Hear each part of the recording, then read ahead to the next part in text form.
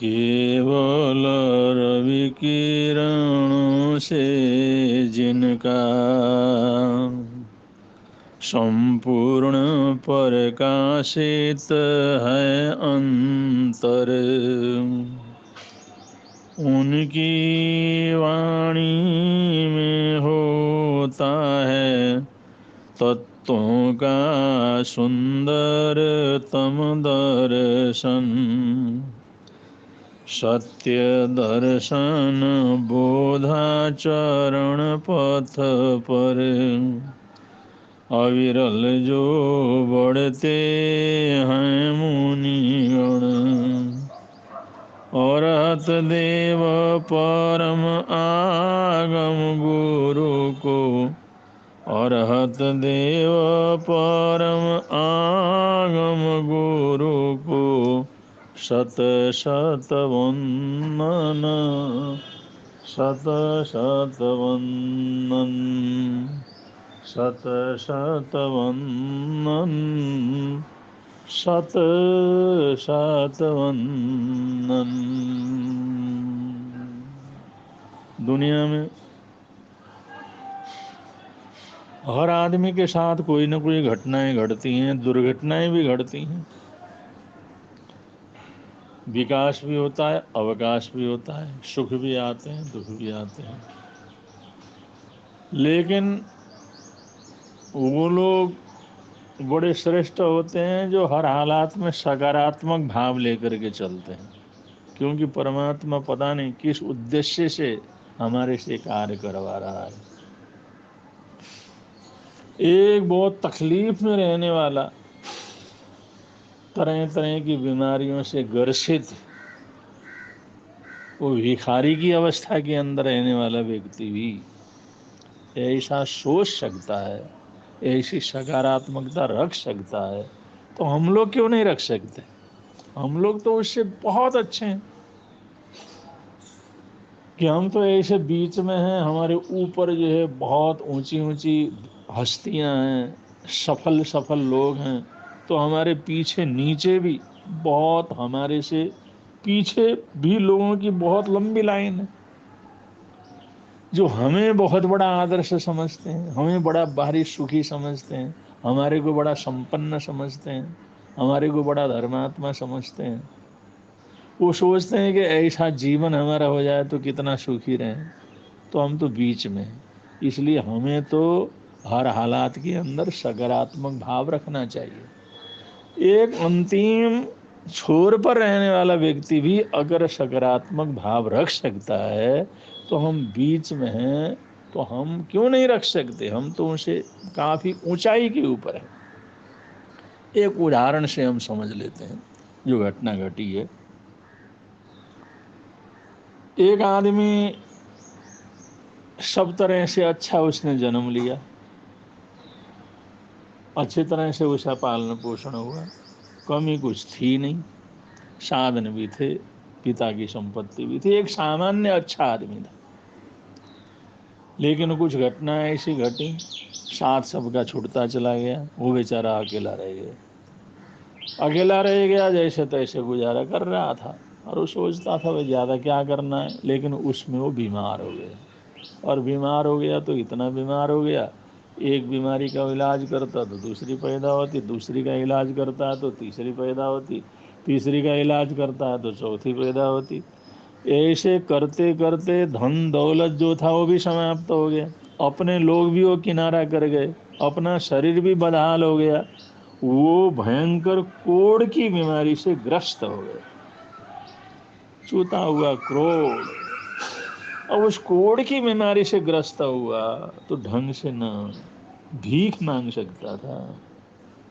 पहले तो थोड़ा थोड़ा गुजारा करता था भीख मांग करके, लेकिन लोगों ने देखा वो भीख मांगते मांगते वो कोढ़ी भी हो गया, कोढ़ की बीमारी हो गई, भयंकर कोढ़ से ग्रस्त हो गया।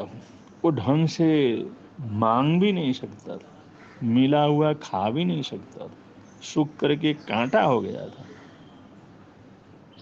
हालात इतने बिगड़े, इतने बिगड़े, उसकी तरफ कोई देखना भी पसंद नहीं करता।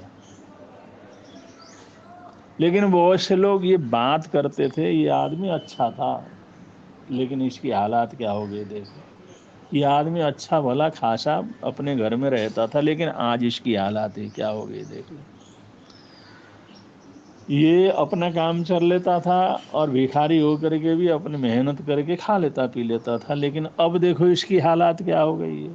अब तो न चल सकता है न फिर सकता है, कोढ़ है, और वो भी भयंकर कोढ़ है, एक ही जगह पड़ा हुआ है। ऐसी दयनीय दुर्दशा है, चारों तरफ मक्खियां वगैरह भिनभिना रही हैं। ऐसी हालात के अंदर देख करके लोग बस देख करके मुंह फेर करके जाने लगे। एक आदमी शुरू से उसको जानता था, और जब कभी भी ऐसा मौका लगे तो उसको सहयोग देता था। उसके ऊपर बड़ी दया आती थी। वो सोचता था देखो जिंदगी का क्या पता, जिंदगी का क्या हालात किसका क्या हो जाए। उसके पास जा करके बैठता, पूछता ताछता, और कुछ न कुछ उसको मदद भी दे देता था, उसका थोड़ा सहयोग भी कर लेता था। अब जैसे जैसे सहयोग करता रहा, समय व्यतीत हो गए, इसके हालात और खराब होते चले और खराब होते चले। वो मन ही मन सोचता था भाई ये आदमी इस हालात में भी जीना चाहता है। अब जब कोई देता है तो कहते हैं तुम जियो, तुम खूब, भगवान तुम्हारा भला करेगा, तुमने मेरे को इतना सहयोग दिया, ये किया, सहारा दिया, जो मेरे को देगा, जो मेरे ध्यान रखेगा उसका भगवान ध्यान रखेगा। अब ऐसी बातें कहता था, इससे पता लगता था वो जीना चाहता। तो वो आदमी सोचता था इसकी ऐसी हालात हो गई, लेकिन फिर भी इसके जीने का मोह कम नहीं हुआ, जिंदगी का मोह कम नहीं हुआ, फिर भी ये जीना चाहता। किस लिए जीना चाहता?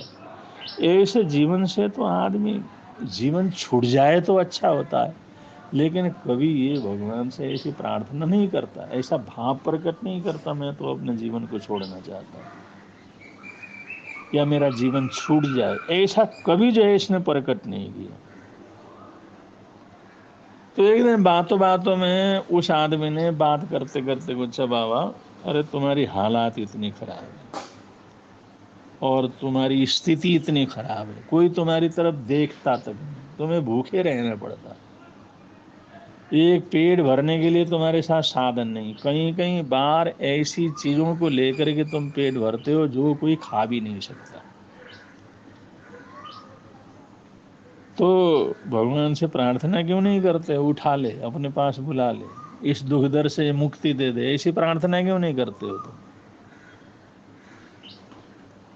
तो संकोच के साथ उसने बोला, क्योंकि अभी मरने की बात कहे ना, हर किसी के लिए थोड़ा सा संकोच की बात होती है, लेकिन वो आता जाता था, उसकी सेवा भी करता था, सहयोग भी देता था, इसलिए हिम्मत थी, एक जान पहचान थी उसके साथ। इसलिए उसने कहा भाई तुम ऐसी प्रार्थना क्यों नहीं करते, जिससे प्रभु परमात्मा इस दुख से तुम्हारे को मुक्त कर दे, उठा ले अपने पास बुला ले। भिखारी कहने लगा भाई साहब मैंने बहुत बार प्रार्थना की, मैंने बहुत बार ऐसी प्रार्थना की, भगवान से कहा मेरे को उठा लो, मैं थक गया इस जीवन से, लेकिन जब मेरी प्रार्थना सुनी नहीं जाती, वो भगवान फिर भी मेरी जान में जान बनाए रखते हैं, तो मुझे ऐसा भरोसा होता है कि भगवान मेरे को जिंदा रखना चाहते हैं इस हालात में, इससे बदतर हालात में भी वो जिंदा रखना चाहते हैं। उनकी इच्छा है मैं इस हालात में जिंदा रहूं, इससे बहुत बदतर हालात हो जाए तो भी जिंदा रहूं, पर मैं ऐसा ही पड़ा रहूं, ये भगवान की इच्छा है। इसलिए मैं ऐसे हालात के अंदर भी जैसे तैसे ठीक ही रहने का प्रयत्न करता हूँ। ये भी मैं भगवान का प्रसाद समझता हूँ, क्योंकि वो मुझे जिंदा रखना चाहते हैं, वरना ऐसे हालात के अंदर कौन जिंदा रहता है। उन्होंने कहा उनको क्या है, क्यों रखना चाहते हैं? उन्होंने कहा वो एक उपदेश देना चाहते हैं सारी दुनिया को, जहाँ से गुजरते हैं, आते जाते हैं, देखते हैं, उन सबको प्रभु परमात्मा ये संदेश देना चाहते हैं कि देखो जीवन में कितना बड़ा परिवर्तन आ सकता है। एक अच्छा भला सामान्य व्यक्ति गरीब हो सकता है, गरीब से भिखारी हो सकता है, और भिखारी से भी गयाविता भिखारी हो सकता है, और वो कोढ़ जैसी बीमारी से ग्रस्त भी हो सकता है, और लाचार भी हो सकता है, उसके हाथ पैर सारा शरीर कोढ़ से गल सकता है, और ये जीते जी मिट्टी का ढेला भी हो सकता है, जिसकी तरफ कोई भी व्यक्ति आंख उठा करके देखता नहीं है। ऐसी हालात भी इंसान की हो जाती है, ऐसी इंसान की हालात हो सकती है। तो इस मेरे स्वरूप को देख करके, मेरे रूप को देख करके, मेरी स्थिति को देख करके दुनिया को ये सोच, ये समझ पैदा हो कि हम धन का अभिमान क्यों करें, वैभव का अभिमान क्यों करें, शरीर के सौंदर्य का अभिमान क्यों करें। हम धन के लिए, वैभव के लिए, शरीर के लिए, सौंदर्य के लिए जो तरह तरह के पाप करते हैं, उन पापों को क्यों करें? क्योंकि ये सब इस हालात के अंदर बदल सकता है, ये सब नष्ट हो सकता है, ये सब पूरी तरह से बर्बादी के कारागार पहुंच सकता है। तो ये दुनिया सोच सके, दुनिया को संदेश देने के लिए, दुनिया को ये उपदेश देने के लिए, दुनिया को समझाने के लिए, जो मेरे पास से गुजरने वाले इतने लोग हैं, उन लोगों को समझाने के लिए भगवान मेरे को इस हालात के अंदर जिंदा रख रहे हैं। इसलिए मैं भी जिंदा रह रहा हूँ। और मैं सोचता हूँ जब उन्होंने मेरी बात सुनना ही नहीं, उनकी इच्छा है मैं जिंदा रहूँ, तो क्यों शिकायत करूँ?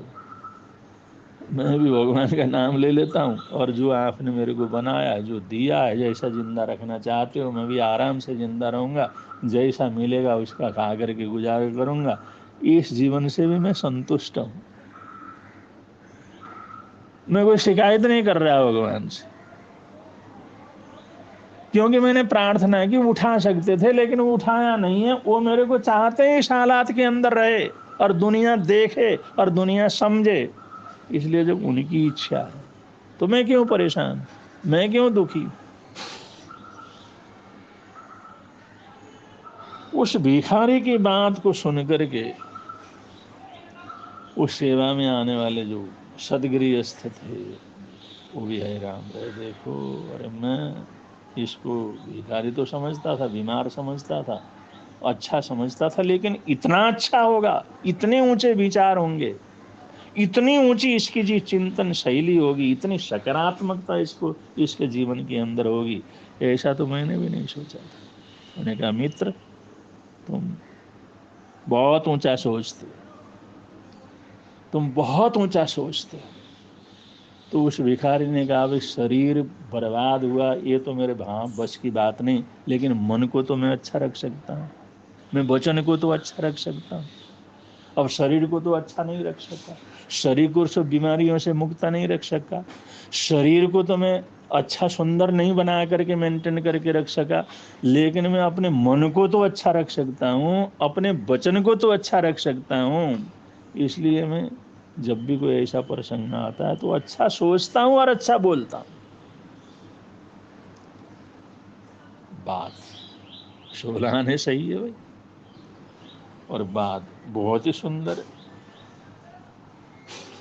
बात समझने लायक है, और इस बात के अंदर दम है, इस बात के ऊपर बहुत दम है। ये सकारात्मक सोच है।